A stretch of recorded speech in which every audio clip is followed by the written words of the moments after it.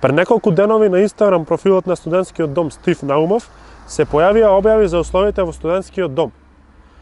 Имено, администраторот на Инстаграм профилот објави дека на социјалните медиуми се шират лаги и невистини, дека условите според него не биле хорор, туку цитирам, уште еднаш многу добронамерна порака до сите кои шират лаги.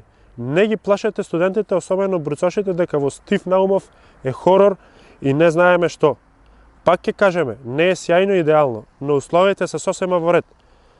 Поради оваа неславна објава, од тука сакам да поставам неколку прашања до администраторот на страната.